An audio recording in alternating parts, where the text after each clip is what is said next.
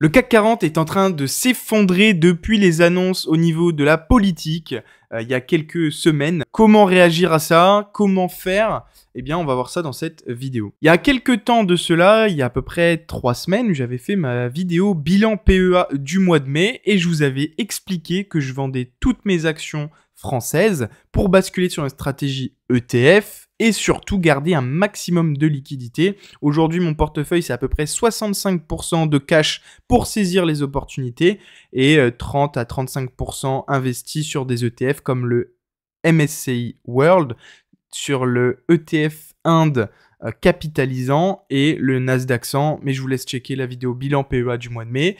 Et pourquoi j'avais fait ça? Eh bien, j'avais anticipé d'une part que les élections, ça pourrait jouer en défaveur du CAC 40. D'ailleurs, au mois de novembre, avant le mois de novembre, moi je vendrais certaines de mes actions au niveau américain ou même des ETF, parce que vous le savez tous, au mois de novembre, il y a les élections aux États-Unis, sachant que Trump risque d'être élu.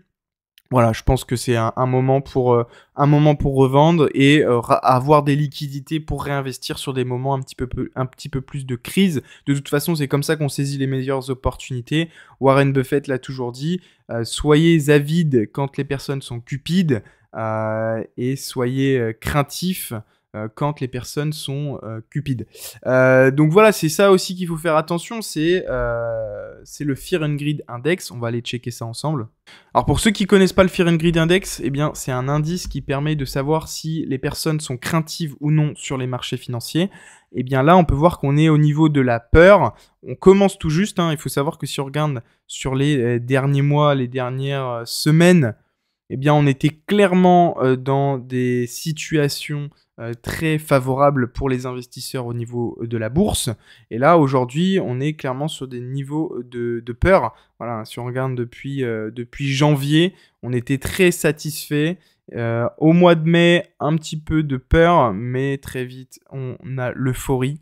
Et là, on retombe dans la peur. Il y a aussi le VIX Index. C'est un peu la même chose que le Fear and Greed. Voilà, le VIX, c'est un indicateur de volatilité du marché américain.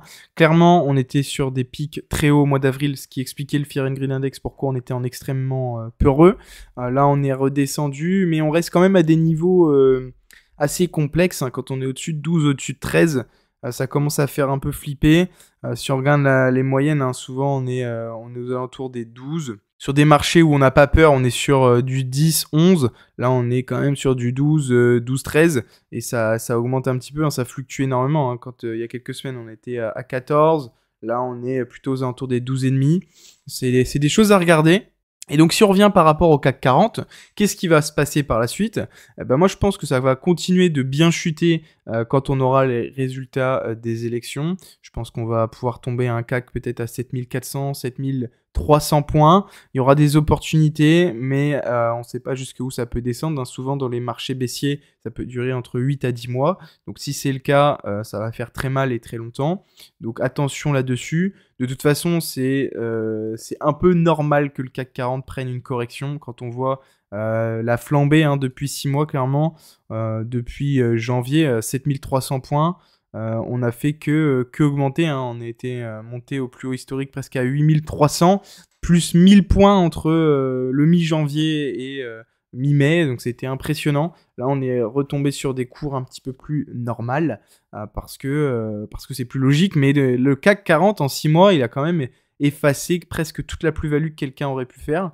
Donc ça veut dire une chose, c'est qu'il faut savoir prendre ses plus-values au bon moment. Il faut savoir aussi prendre ses pertes, c'est important. Moi, pour le coup, j'ai pris certaines pertes qui m'ont fait mal, mais pour la bonne cause, puisque derrière, j'ai pu réinvestir sur des ETF, sur des actions qui m'ont rapporté beaucoup d'argent.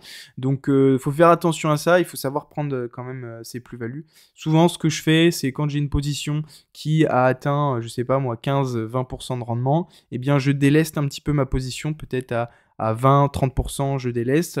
Et puis comme ça, je rachète sur un PRU plus bas. C'est ce qui permet de prendre quand même certains gains et de sécuriser. Bien sûr, si vous avez une stratégie plutôt ETF, Là, il faut quand même conserver sur du plus long terme. De toute façon, quand on investit sur du 20-30 ans, les petites baisses, j'ai envie de vous dire, ça nous fait pas peur. Là, c'est une petite baisse, hein, si on regarde sur 5 ans. Des baisses comme ça, il y en a toujours eu. Hein. En 2022, 7000 points, on est redescendu derrière à 6000. En 2023, en avril, pareil, 7500 points, on est redescendu à 7700. Donc c'est normal. Sur du long terme, c'est normal qu'il y ait ce genre de fluctuations sur les marchés. Donc ça, il n'y a pas de souci là-dessus. Maintenant, ce que ça montre aussi, le fait que le CAC baisse comme ça, c'est qu'il faut se diversifier géographiquement. Là, aujourd'hui, ceux qui avaient un portefeuille à 60% international, 40% Europe, eh bien, ils n'ont pas subi énormément de pertes parce qu'ils étaient diversifiés. Maintenant, celui qui avait que des actions françaises ou que des actions européennes, eh bien, je peux vous assurer que son portefeuille a pris un prix tarif, hein, moins 5, moins 6, moins 7%. C'est pas rien quand on est investisseur. Hein. Si vous avez mis 100 000 euros sur des marchés européens, bah, c'est tout de suite 6-7 000 euros en moins. Bah, ça peut jouer sur vos émotions, hein, ça peut jouer sur votre mental, et ça, c'est pas bon, c'est pas une bonne chose.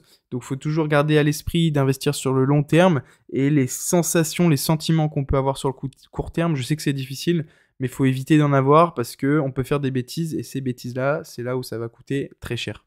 Donc moi sur le CAC 40, je suis pas inquiet, sauf si demain il y a au niveau politique des enjeux importants. Par exemple, on ferme les frontières, on évite l'export, sachant que nous, nos entreprises, hein, LVMH, Hermès, etc., eh bien elles produisent et elles exportent énormément de matières et de ventes. Hein. Quand on regarde la segmentation des ventes d'LVMH, regardez, si on prend juste LVMH par rapport à la segmentation des ventes, si demain la France a des gros soucis pour exporter au niveau politique à cause des personnes qui peuvent passer au pouvoir, eh bien, sur tous les gros dossiers français, ça va être compliqué parce que LVMH, c'est que 8% en France.